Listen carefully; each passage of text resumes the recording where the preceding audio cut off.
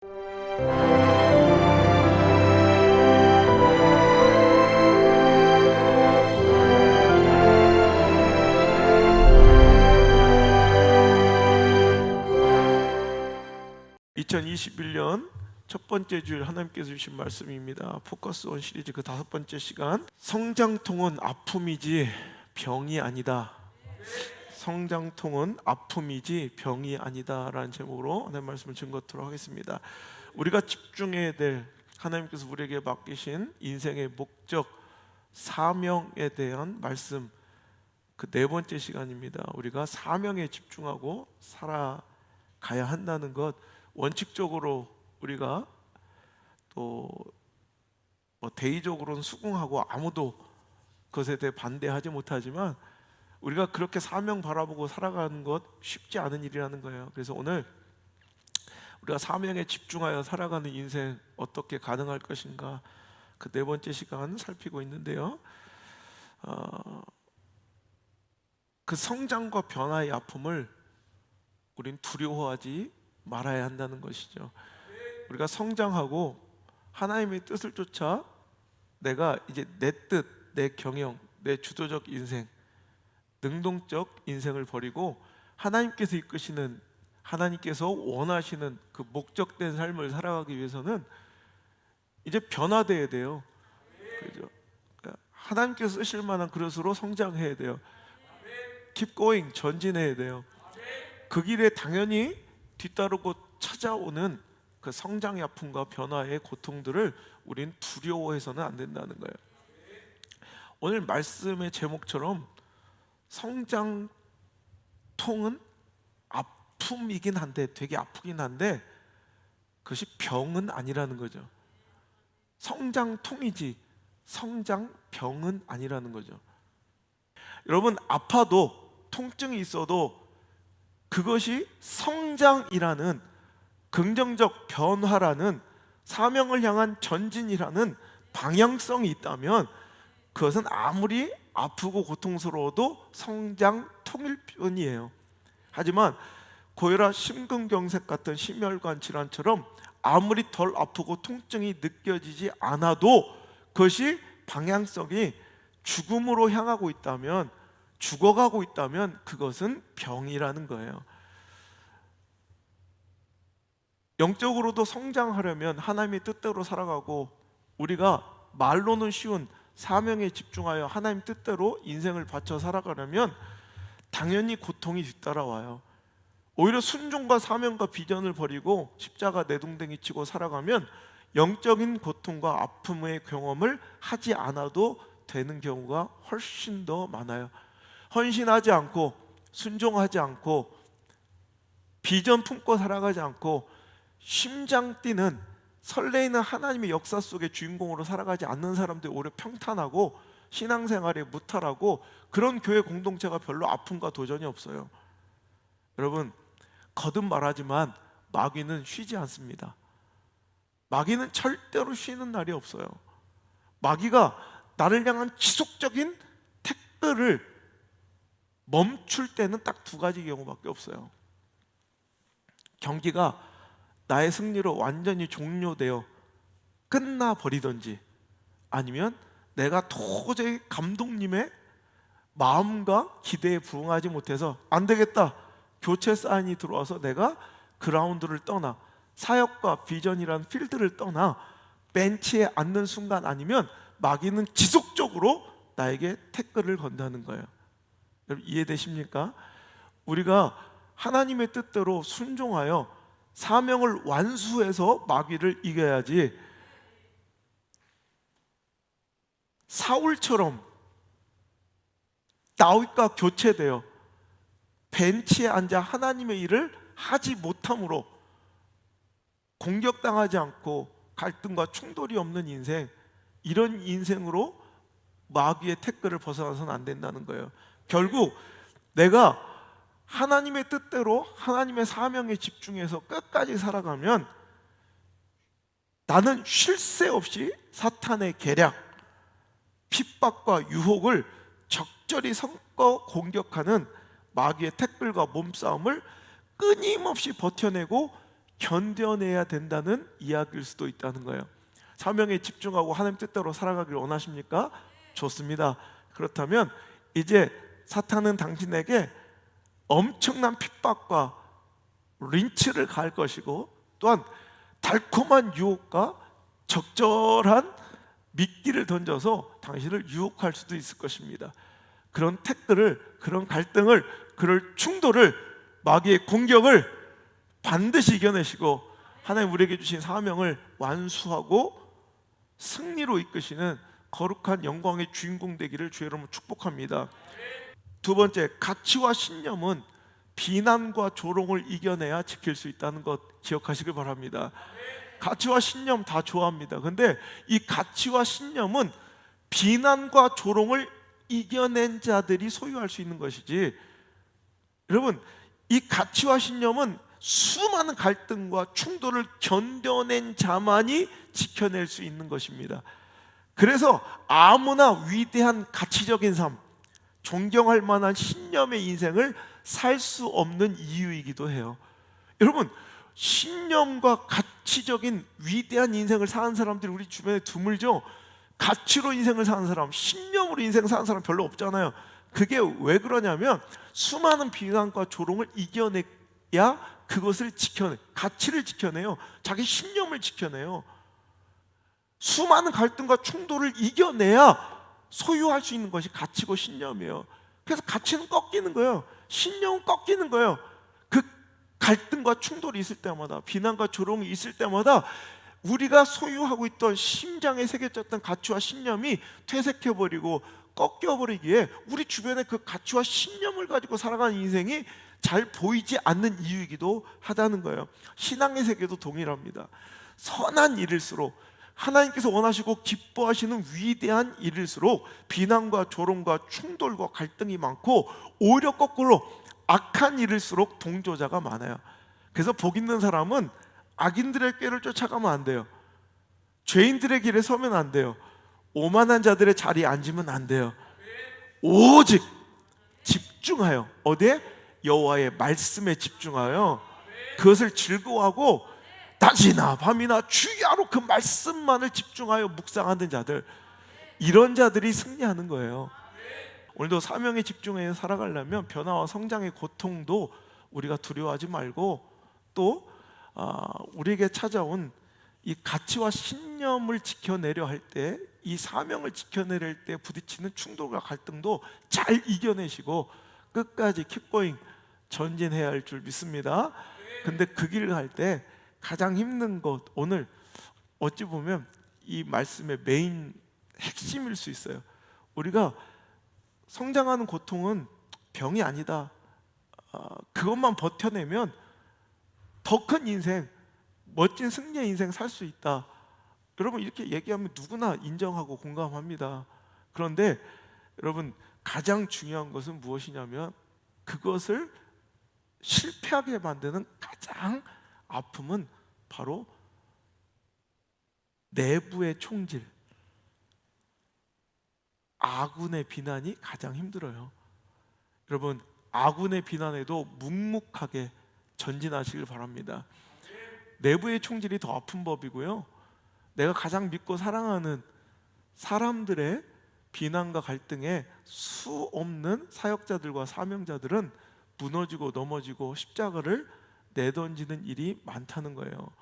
여러분, 실은 외부의 적으로 인해 사탄과 마귀의 엄청난 공격과 협박 때문에 그 길을 걸어가지 못하는 사람들도 있지만, 그 수 이상의 더 많은 사람들이 실은 내부의 아픔, 실은 내 편이라 생각했던 사람들, 그 길을 가장 응원해주고 격려해줄 줄 알았던 이 아군의 공격과 비난에 수많은 사람들이 실망하고 넘어지기 쉽다는 거죠. 여러분, 외부의 조롱은 그래도 견딜만 해요. 그러니까 내가 엄청난 영적 전쟁을 벌이고 갈 때 외부의 적과 싸우는 것은 그래도 좀 견딜만 해요. 그런데 가장 아프고 힘든 것은 내부의 공격이에요. 자, 보세요. 느헤미야가 하나님의 말씀을 붙잡고 하나님의 말씀을 쫓아 이제 예루살렘 성벽을 재건해요. 자, 그럴 때 엄청난 공격과 비난이 시작됩니다. 자, 느헤미야 2장 10절에 볼까요? 시작.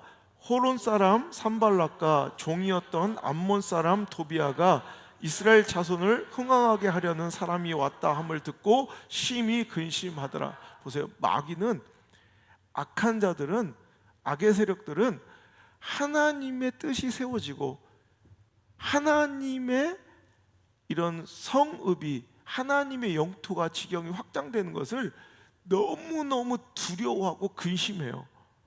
자, 그러자 20절에 볼까요? 자, 19절 20절 시작. 호론 사람 산발락과 종이었던 암몬 사람 도비아와 아라비아 사람 게셀이 이 말을 듣고 우리를 업신여기고 우리를 비웃어 이르되 너희가 하는 일이 무엇이냐? 너희가 왕을 배반하고자 하는가 하기로 내가 그들에게 대답하여 이르되 하늘의 하나님이 우리를 형통케 하시리니 종들인 우리가 일어나 건축하려니와 오직 너에게는 예루살렘에서 아무 기업도 없고 권리도 없고 기억되는 바도 없다 하였느니라. 아멘. 여러분, 산발락과 암몬 사람 도비아와 아라비아 사람 게셀이 느헤미야를 통해 하나님께서 세우시려는 예루살렘 성의 중건, 무너지고 해파되어 하나님을 떠나 이방인들에게 유린당했던 하나님의 성읍, 그 영적인 심장부를 다시 세우려는 그 도전과 하나님의 뜻과 사명을 느헤미야가 감당하려 할 때 그들을 업신여기고 비웃고 조롱한다는 거예요. 자, 느헤미야 4장 1절 이하의 말씀 또 읽어볼게요. 시작. 산발랏이 우리가 성을 건축한다 함을 듣고 크게 분노하여 유다 사람들을 비웃으며 자기 형제들과 사마리아 군대 앞에서 일러 말하되 이 미약한 유다 사람들이 하는 일이 무엇인가? 스스로 견고하게 하려는가? 제사를 드리려는가? 하루에 일을 마치려는가? 불탄 돌을 무더기에서 다시 일으키려 하는가 하고 암몬 사람 도비아는 곁에 있다가 이르되 그들이 건축하는 돌 성벽은 여우가 올라가도 곧 무너지하더라. 예. 보세요. 그러니까 이들은 맨날 이렇게 비난하는 거예요. 조롱하는 거예요.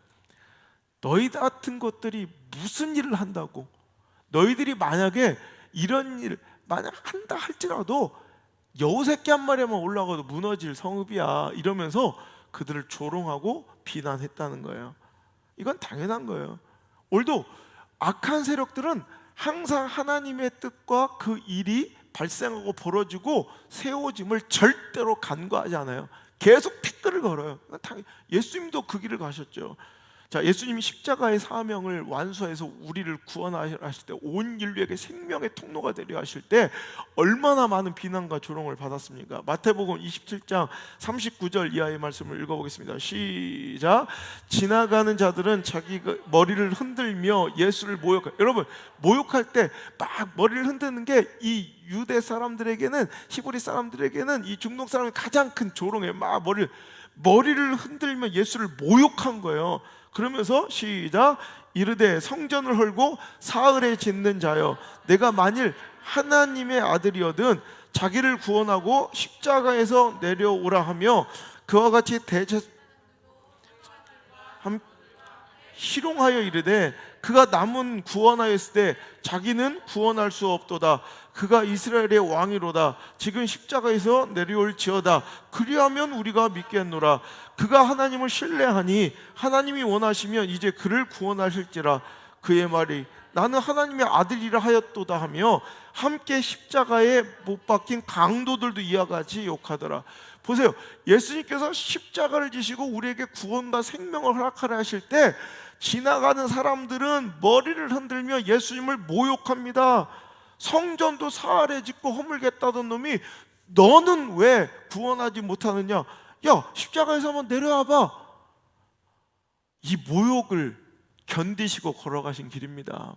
서기관과 대제사장들과 장로들도 희롱합니다. 남은 구원하더니 자기는 구원하지 못하는군. 네가 진짜 하나님의 아들이라 하면 우리가 믿겠다 이거. 그러니 십자가에서 스스로 너를 구원해봐라 이거예요. 여러분, 그러자 함께 예수님 옆에서 범죄하여 십자가에 달려 죽어가는 강도들도 예수님을 똑같이 모욕합니다. 여러분, 여기서 수많은 사람들이 십자가를 던져요. 사명을 던져요. 여러분, 절대로 그래서는 안 돼요. 여러분, 절대로 마귀와 악한 세력들, 사탄의 세력들의 하나님이 원하시는 그 뜻과 길을 향하여 걸어가는 그 발걸음을 멈추지 않기를 주의 이름으로 축원합니다. 자, 오늘 말씀의 본문은 이거예요. 다윗이 골리앗을 향하여 전진합니다. 자, 골리앗은 시대에 누구도 도전하지 못했던 가장 두려운 대적이에요. 이거 물리쳐 하나님 영광입니다. 그건 누구나 뭐 부정할 수 없어요. 그런데 우리가 골리앗하고 싸우고 싶다고 그냥 무조건 골리앗하고 싸우는 거 아니에요. 그럼 뭐 우리가 교회 개척하고 싶다 그냥 무작정 개척하는 거 아니에요. 여러분, 무조건 학교 세우고 싶다고 학교 세우는 거 아니에요. 선교하고 싶다고 무조건 선교하는 거 아니에요. 그 전에 해야 할 일이 있어요. 자, 그가 골리앗이라는 엄청난 도전을 감당하는 것도 대단한데 그 도전을 하러 나갈 때 그에게 먼저 맞닥뜨린 도전들, 골리앗하고 싸우기 전에 먼저 싸워야 될 것이 있으니 첫 번째 28절. 자, 다시 본문의 말씀으로 돌아가서 28절 읽겠습니다. 시작. 큰형 엘리압이 다윗이 사람들에게 하는 말을 들은지라 그가 다윗에게 노를 바라여 이르되 네가 어찌하여 이리로 내려왔느냐? 들에 있는 양들은 누구에게 맡겼느냐? 나는 네 교만과 네 마음의 완약함을 아노니 네가 전쟁을 구경하러 왔도다. 여러분 공감 가시죠? 골리앗하고 싸우고 싶어요? 골리앗 아무나 싸우는 거 아니에요. 우리는 내가 결정만 하면 골리앗이랑 싸울 수 있을 것 같지? 아닙니다. 골리앗이랑 싸우려면 먼저 내 마음을 허물어뜨리는 나랑 가장 친한 형 엘리압의 비난과 조롱, 그것을 이겨낸 자가 골리앗과 싸울 수 있는 거예요. 이 오만하고 교만한 놈, 이 완악한 놈, 오히려 그를 격려해주고 칭찬하지 못할 망정. 여러분, 엘리압은 지금 골리앗과 싸울 마음이 있어요 없어요? 그냥 엘리압은 이미 40일 동안을 골리앗 앞에 무릎 꿇고 절망하며 폐단병처럼 바위 뒤에 숨어있던 사람이에요. 못하는데 갑자기 자기 동생, 막둥이 동생 다윗이 나와서 골리앗과 싸우는데, 그럼 야 다윗아 넌 참 대단하다. 형으로서 참 너를 볼 면목이 없구나. 형은 40일 전부터 저놈의 소리를 들으면서도 여기서 앉아서 꾸역꾸역 그냥 죽을 날만 기다리고 있었는데 과연 내 동생은 과연 내 동생이구나. 너를 통해 하나님 영광 받으셔니 형은 뒤에서 응원이라도 해주게. 자, 나머지 뭐 형제들 3명 있잖아요. 다 모아서 야야 야야야야 꽃바구니 옆에 끼고 다윗 화이팅! 아휴, 신이 안 난다. 앞에 사람이 없으니까. 이렇게 응원이라도 해주면 얼마나 좋아. 오히려 막내 동생이 나가서 싸우려고 하는데 뒤에서 한다는 소리가 네가 전쟁 구경하러 왔구나. 이 완악하고 교만한 놈. 얼마나 가슴이 아팠겠어요. 자, 그래도 다윗은 이겨내고 나왔어요. 그냥 형하고 더 붙어서 얘기 안 하고 다윗이 이르되 내가 무엇을 하였나이까? 어찌 이유가 없으리까? 삐지긴 한 거예요. 그리고선 그냥 쭉 또 전진했더니 이번에는 33절 사울 왕이 나와서 다윗에게 이르되 네가 가서 저 블레셋 사람과 싸울 수 없으리니 너는 소년이요 그는 어려서부터 용사 이민이라 그래. 여러분, 이제 그 형의 오해와 억울한 비난도 이기고 나왔더니 이번엔 사울 왕이 부정적인 소리로 그의 마음을 또 허물어뜨립니다. 오히려 내 편이에요. 저 블레셋 놈들이 넌 게임도 안 돼. 야, 우리 골리앗 장군님을 봐라. 키가 인마 6규빗 한 뼘이나 된다. 이 조그만 꼬맹이가. 블레셋이 그러면 내가 이해를 해.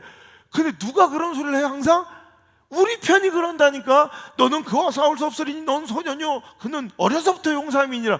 이런 얘기는 교회 안에서 들리는 거예요. 같은 이런 팀 안에서, 같은 기관 안에서도 이런 소리가 들리고 같은 기독교 안에서 이런 얘기가 들리니 더 가슴이 아픈 거예요.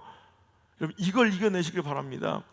그리고 또 전진했더니 39절에 또 실패와 실망감이라는 또 대적을 만나요.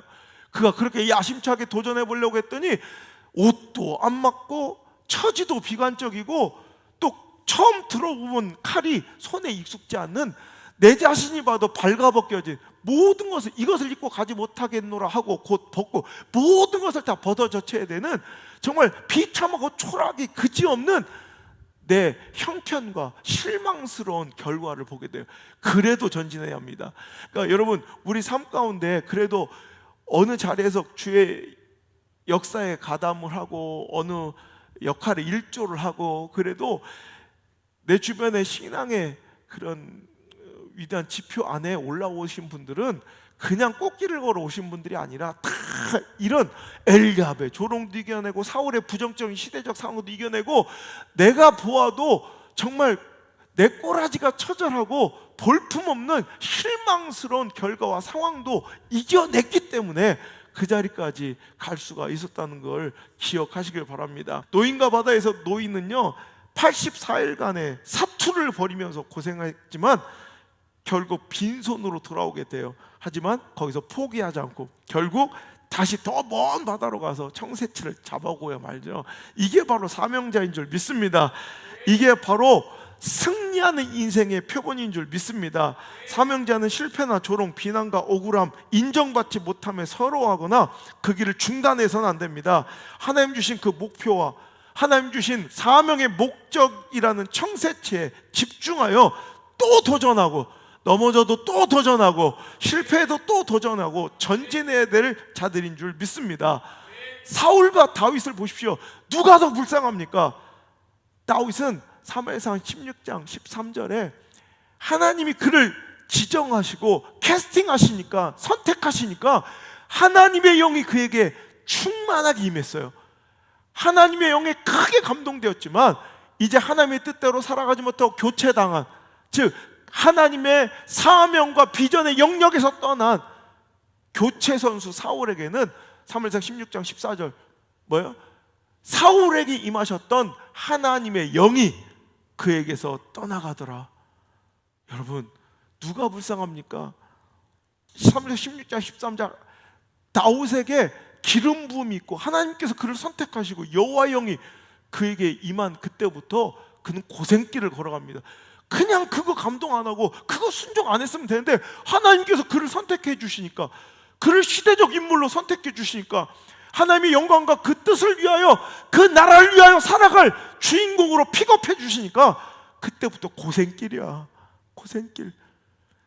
그 바로 다음 장부터 고생이 시작된 게 바로 이 말씀이에요. 골리앗과 싸워야 되고요, 시기와 질투, 조롱, 사울의 그 시기의 칼날을 피해 꽃다운 청춘 10대 20대를 다 지명수배자로 도망자의 신세로 광야에서 허비해야 됐어요. 그 젊은 청춘을 다 버려야 되고 수많은 전투와 전쟁을 벌여야 됐다고요. 여러분, 불쌍하죠? 근데 누가 더 불쌍합니까? 다윗은 지금 성장통을 겪고 있는 거예요. 결국 그 수많은 아픔과 그 수많은 부딪힘과 갈등이 어딜 향하고 있는 거예요? 성장. 하나님께서 그에게 준 원대하고 위대한 꿈, 이스라엘의 왕이라는 그 왕좌와 보좌를 향해 방향성 있게 걸어가는으로 그의 인생은 아파도 성장통이지만, 사울은 이제 무탈하고 별로 하나님의 뜻에 합당하게 싸워야 될 일도 별로 없고 갈등도 별로 없어진 것 같지만 그의 결말은 스스로 자결하여 죽는 그 죽음을 향해, 영적인 자살을 향해 오늘도 걸어가고 있는 거로 그의 인생은 병이다 이거예요. 여러분, 성장통을 선택하셔야지 영적으로 죽어가는 병 걸린 교회, 병 걸린 가정, 병 걸린 인생 되지 않고, 오늘도 아무리 아프고 힘들고 어려워도 끝까지 주님께서 원하시는 그 길을 걸어갈 수 있는 저와 여러분 되시기를 주의 이름으로 축복합니다. 주의 길을 걸어가는 그 어려운 순간순간에 찾아오는 아픔과 갈등에도 우리 하나님께 주실 정말 크고 아름다운 그런 위대한 축복, 또 승리를 꿈꾸시며 우리 언젠가 있을 하나님의 승리를 꿈꾸시며 우리 나갈 수 있기를 주의 이름으로 축복합니다.